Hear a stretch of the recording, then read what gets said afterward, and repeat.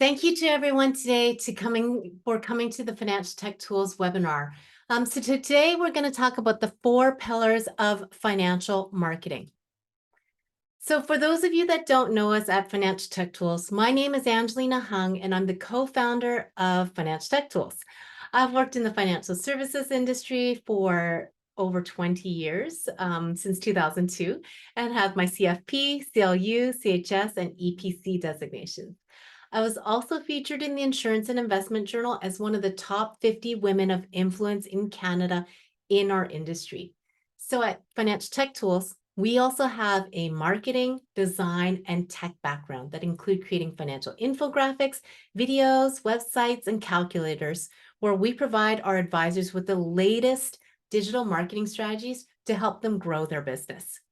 Now, because of this unique combination of tech and financial knowledge, we save our advisors over 40 hours of time when putting together a website, content, email, and social media strategy. You don't have to explain to us what whole life insurance is, or what an RSP or TFSA does. You don't need to tell us what an IFA, IRP, or CDA stand for, because we get it. Do we have enough acronyms in our industry? Totally, but we get it. We understand that. So that's enough about us. Let's talk about the 4 pillars of financial marketing. Now, I've had the pleasure of being able to serve advisors for over 20 years in multiple capacities, from underwriting to helping them close the case, to contracting. I've had that chance to just really spend a lot of time serving advisors. Now, luckily, in the last 10 years, I've been serving advisors. Well, we've been serving advisors really in the marketing space. Now, I know marketing can be so confusing. I always found when I first started, there wasn't a clear path to marketing. There's a lot of noise, especially from marketing gurus that say, you should do social media, you should go viral, you should do a video, you should do this, you should do this, but they don't tell you why you should do it. So today I'm giving you permission to stop shooting yourself and establish a solid foundation for financial marketing. Imagine you have a system that works for you 24/7, attracting qualified prospects on a consistent basis. These are the 4 pillars for every successful advisor. We start off with a website, lead magnet, email newsletter, and then social media, okay? These 4 pillars. Now, whenever I'm working with an advisor, when we're working with advisors, we always tell them there should be 3 main messages on their website: who you serve, what you do, and who you are. Now, it's so important to identify who you serve, right? When somebody comes to your site, they want to be able to see, hey, this is the person that you serve, right? You want to focus on your client. You want to focus on your prospect. I come to so many sites and it's the advisor. It's all about the advisor first, but really it should be this order: who you serve, what you do, and then who you are, right? So think about your ideal clients. Who do you specialize in working with? Is it families, retirees, business owners? You can read the slides. I'm not going to read it out aloud for you. Think about their problems, okay? So think about what are the problems for those individuals and what solutions you provide, right? The problems, because people are coming to you not because just for the fun of it. I'm sure you're a fun person, but they're coming to you because they have a problem and you want to be the person that's positioned to solve that financial problem, okay? So think about that. Then the other part, the importance of identifying who you serve is because you want to make sure your message, the imagery, the language you use, and the design of anything that you put together, it needs to resonate with your target market. So it's important because when you only have a couple seconds to capture someone's attention. So when a prospect comes to your website, You want to have a message that A, resonates with them, B, makes them feel like they have an instant connection with you, and the goal is to draw them into having a conversation with you, a further conversation. So please write down when you are working, when you're getting started on your marketing, who your ideal client is. Now, to switch gears a little bit, there was a 2018 LIMRA study, LIMRA study that said 73% of individuals would like to educate themselves on an insurance on an insurance advisor's website. 73%. Now, 2/3, now this one's even more interesting. 2/3 of those individuals would not do business with an advisor that has an out-of-date site. So please make sure your website's up to date. If you have not updated your website since 2015, it's time to update your site. If your website looks like it was built in the 90s, and the only exception to that rule is Craigslist, okay, then it's time to update your site. You just don't want to create that teeny tiny seed of doubt that if your website is like out of date, you don't want to create that seed of doubt to that prospect to say, hey, maybe if they don't have an up-to-date site, or I just get that feeling it's not updated, maybe they won't be the same with my finances, right? So please make sure your website's up to date. The other part is making sure like you have like from a compliance perspective, having those pieces up to date, right? So you want to make sure like you don't have an old GIC rate, right? You want to have a new like the latest rates, the latest news, right? Those things need to be on the site. The other part is from a design standpoint, if your website's not mobile friendly, you need to get it. So there's something called responsive design, which means that your site will auto adjust and optimize depending on the reader's device. So if you're on a tablet or an iPad, it will just auto adjust to it. If you're on an iPhone, your website will just auto adjust so that it makes the experience for the reader much more friendly. Okay. So please make sure your site is up to date. Now, remember that order I talked about on your website, right? Focus on the client first, the prospect first, right? Who you serve. Secondly, what you do. So you can talk about insurance, investments, financial planning. And then lastly, you talk about yourself, who you are, right? So number 3, do it in that order, right? So how do you position yourself as the trusted advisor?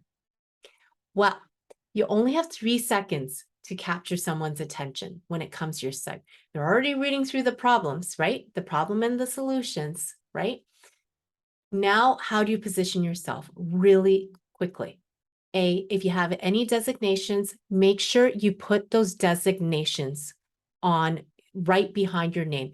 Even if they don't know what it means, it still establishes that credibility. So if you have your CFP, your CLU, CHS, any of your designations, get them on there. Next is your experience.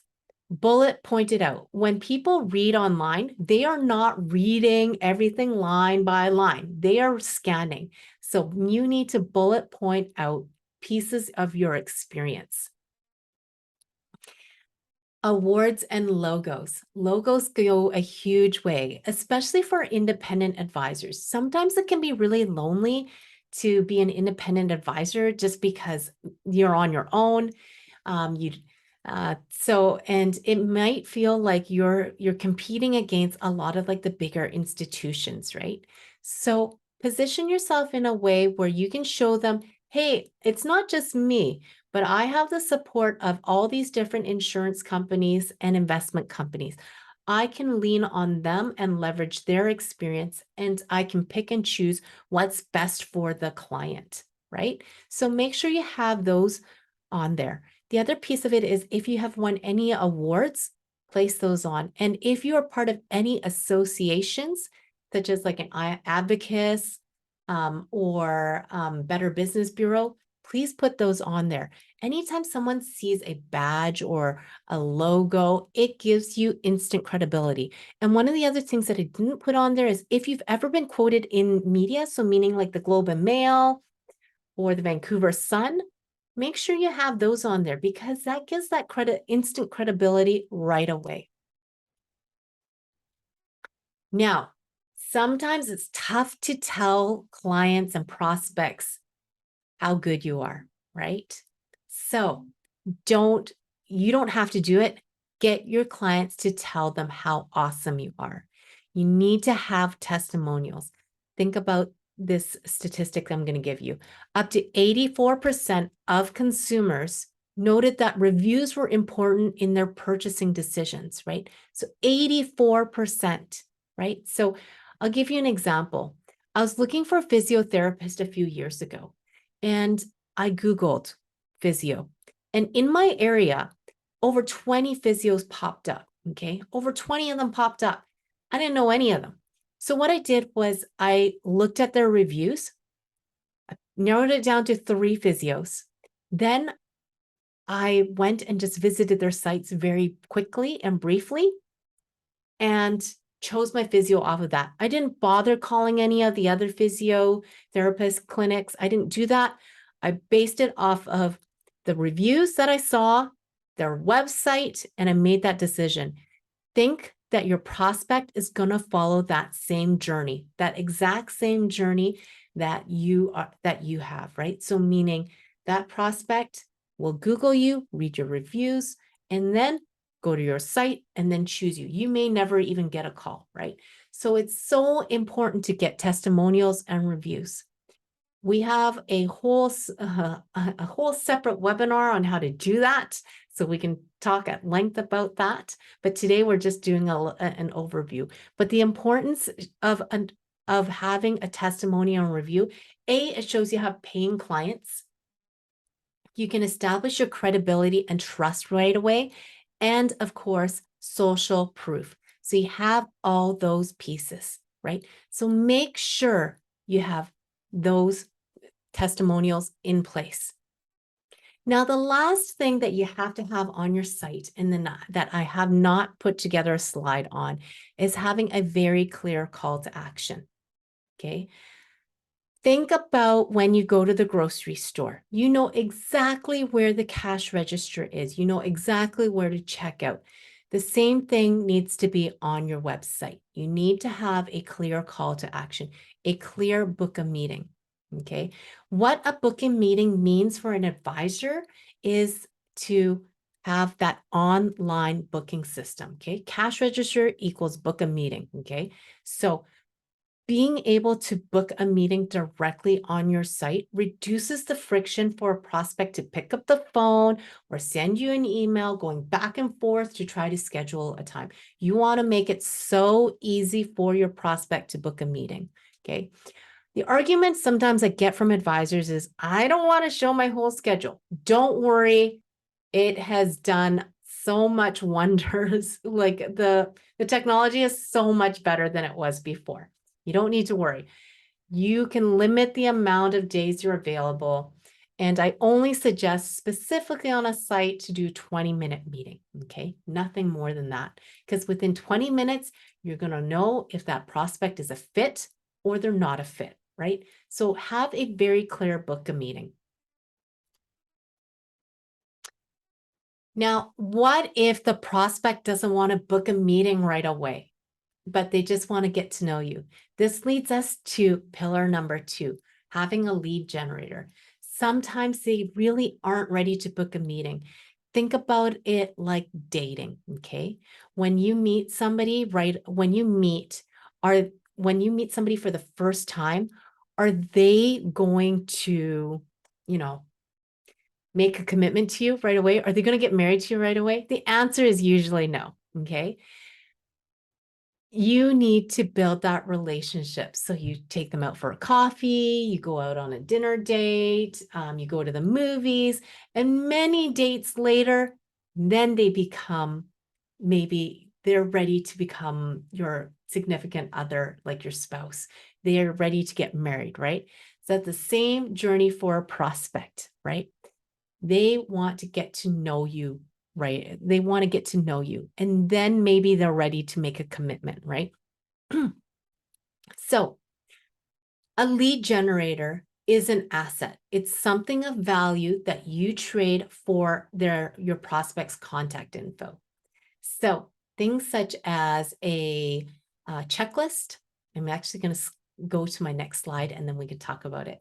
Things such as a checklist or an ebook. So in this case, we've got an incorporated professionals guide, or an ebook like 5 mistakes business owners make with their first million, a checklist. Did you get all your tax deductions? Or even a webinar or video, right? So I love webinars because they give your prospects a feel for your personality. It can also help with speeding up the sales process. It also obviously positions you as the expert since you're doing the webinar.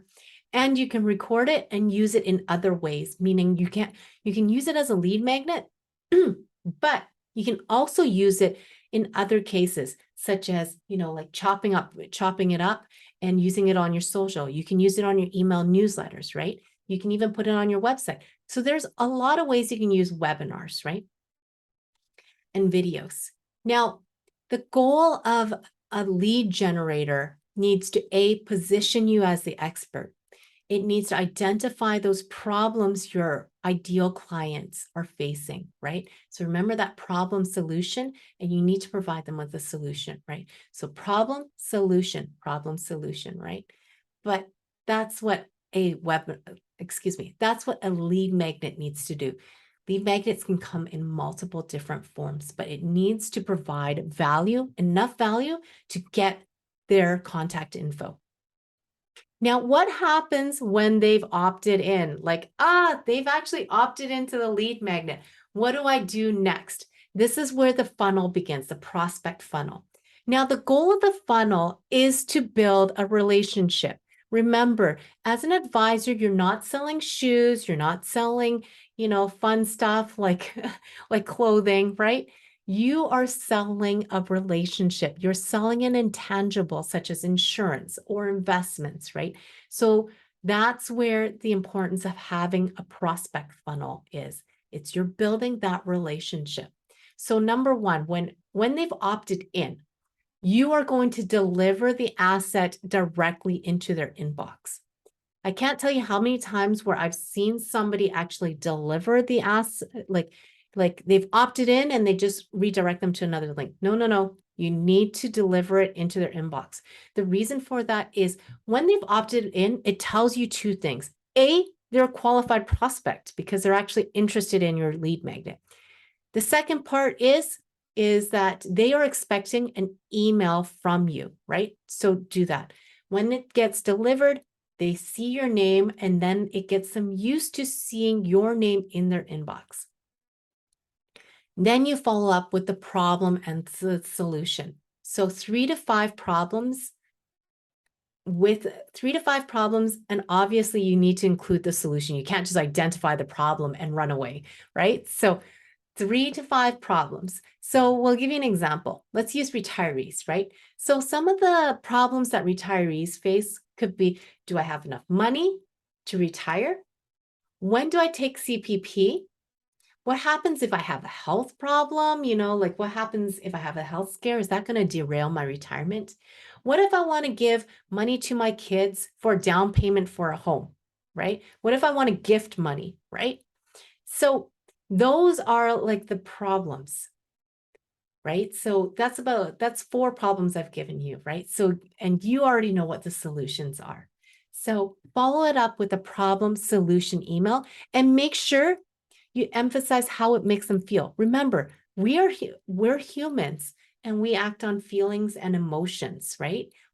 It's rare that we would act on just objective data, right? So make sure you talk about how it makes them feel. Okay. So deliver the asset, problem solution in an automated format. Okay. So about 3 to 5 problems. Then you follow it up with a testimonial email. Now, the reason why you want to follow it up with a testimonial email is because that testimonial email gives them proof that, hey, this is what my life was before working with you, and this is how my life is so much better as a result of working with you. So have that testimonial, right? Remember, I talked to you about that advisor that had never sold a buy sell. Well, that's what his life was before working with us. Now he's actually sold a $10 million buy sell, right? So that is before and after, right? Now, next is overcoming objections. Now, this one's always a tough one for a lot of advisors because like, I don't want to tell them problems about working with me, right? But the reality is they're going to have questions. Prospects are going to have questions. So you want to address those questions and remove the doubt from their mind, right? Address it. Don't be afraid. So some of the questions that come up are like, I don't know if I have enough time. So I don't think I'm going to have how much time is it going to take? Outline it for them. I don't know how you get paid, right? How do you pay? Put that in there. What's the process? I don't even know how to get started. Outline what the process is, right? The other one is I don't know if I am qualified to work with you. Outline who your ideal clients are. And then it just says, okay, these are the objections, right? This email is so useful because then they don't have to ask those what they feel like are awkward questions, or worse, they don't even ask and they don't book, right? So you need to have that. Lastly, a sales email, okay? Get straight and to the point, short and cordial, to the point. Do you want to book a meeting or not? Okay? Those are like, you've already sent them by this point, probably almost 10 emails, automated emails, right? If they don't book, then they move into the next pillar. So they're going to book a meeting or they're not, right? The next pillar are email newsletters. So let's say they don't buy within that buying window because maybe they're busy, right? So what happens then? Do they just disappear? No, you're not going to lose that prospect. You put them into an email newsletter, okay? An email nurture campaign. Now there's 2 campaigns. That first one that I talked about is a sales campaign. So that means the language that you use for that particular campaign can be much more aggressive from a salesy standpoint. I know the word salesy isn't a word, but you know what I mean, right? A nurture campaign is a little bit different. A nurture campaign, the goal of that is to provide value to your client, okay? Now, I've said this to many advisors before. Having a website is not enough. You need to be reaching out to your prospects and clients on a consistent basis. The reason for this is that prospects, they might go to your website maybe 2 or 3 times, a few times, maybe even a little bit more, but they're not visiting your website every day. I even go as far to say, as an advisor, you're probably not visiting your website every day. Okay. And that's why it's extremely important to be emailing and reaching out to your prospects and clients on a regular basis. And the reason for that is you want to stay top of mind. So stay top of mind. Okay. You want to absolutely stay top of mind so that when the next time someone thinks of insurance, life insurance, or critical illness insurance, they think of you first. The next time they think of retirement planning, they think of you first, right? So the goal is to stay top of mind, and also, of course, to get the prospect to book a meeting with you. Now, for those advisors that are working with centers of influence, such as accountants, I'll use the accountant example because I have a lot of friends that are accountants. Usually accountants will disappear for a couple of times, couple months, not couple times, couple months out of the year, where they're really busy with corporate year ends or audits or personal taxes of their clients. Are you going to call them during that time? The answer is no, right?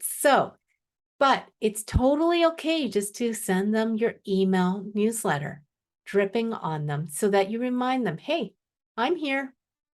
You're not going to be picking up that phone. Honestly, you're just not, right?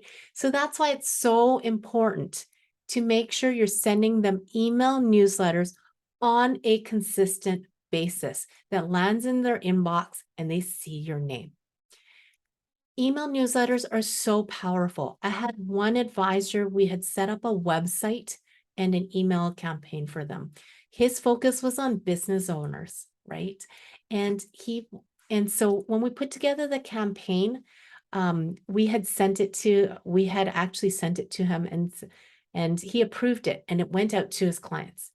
He was able to move a buy-sell life insurance arrangement from $2 million to $10 million, a $10 million policy.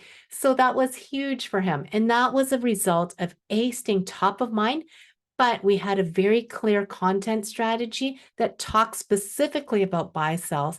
And the client read it and said, yeah, I'm going to actually need more insurance, right? So we know email newsletters work. Email newsletters need to be consistent. The other thing is, remember, for a prospect to become a client, it takes between 17 to 23 different interactions.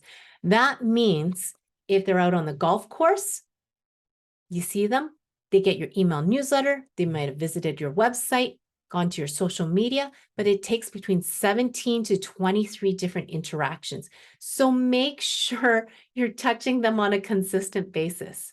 For business owners or a prospect to become a client, a business owner client, it takes between 18 to 24 months, right? So there's no like instantaneous results. Remember, you're building a relationship. You're not selling shoes. So the decision to change advisors or to work with an advisor takes a long time. So lastly, let's go to pillar number 4, social media. Now, I get this all the time. I need to go on social media because I was told to do it. I was told I need to be on Instagram, I need to be on TikTok, I need to be on social. Well, I'm giving you permission that you don't have to be on social if you don't want to. However, I am going to also give you some statistics. 55% of high net worth investors are on Facebook. 39% are on LinkedIn and 10% are on social. So by just knowing those individuals are on Facebook, LinkedIn, and Twitter, that might give you a reason to be on social. Now, think of social media as going to a party where all your ideal clients are. You want to show up at that party. One of the most frequently asked questions I get are like, well, which platform should I be on? Should I be on TikTok? Should I be on Instagram? I think I need to do Facebook, but I hate Facebook. I get this all the time. This is what I tell my advisors. Think of your top 20 ideal clients. Put them on a spreadsheet, Google them, and find out which platforms they live on. So if they live on LinkedIn, you fire on LinkedIn. If they live on Facebook, you fire on Facebook, right? The goal is to be at the party where they are at. That means be on the platform they're at. So you work off objective data, Google those clients, find out which platform, and then you can pick and choose to go on that platform. Now, what is like now that you've chosen the platform, what are you going to post? The purpose of social media for a financial advisor is to grow your business. It's not about getting a ton of likes or followers. Those are vanity metrics. The purpose is to grow your business. So what are you going to post, right? I get that, right? So, oh man, I chose the platform, but now what am I going to post? Well, here's the thing. When it comes to social, have a controlling idea. A controlling idea means what's the theme for your social media? Why should somebody follow you, right? Why should they follow you, right? Give them a reason. Tell them what the reason is. So for an example, an advisor that works in the family market, the theme, the controlling idea for their social media is providing financial tips on family finances. That's their controlling idea. So everything that they post should be focused on family finances and financial tips. What sort of posts can they be? Let's go back to that problem and solution, right? So what are the problems that they face? Well, how much should I put into my RESP? It depends on your budget, but enough to get that Canada Education Savings Grant, right? So problem, solution. What about retirement?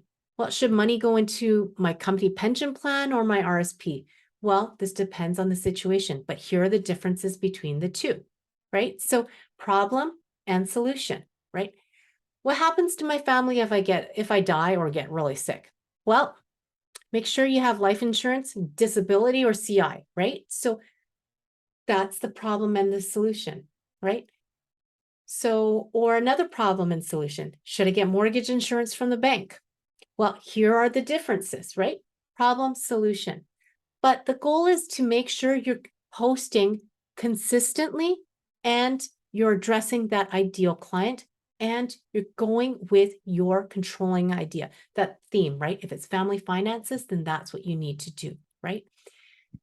The other question I get is, how often should I post? Should I post every day? When should I post? You should post consistently at least 2 to 3 times a week.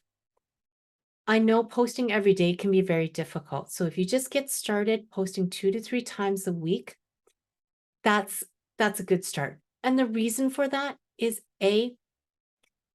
you're at the mercy of your social media platform's algorithm. So you're at the mercy of Facebook's algorithm, which means that it will serve the content, the post directly to the end reader when the algorithm thinks it's of benefit or of use to that end reader, right? So that's why it's important to consistently post, okay? Remember, don't get hung up on vanity metrics.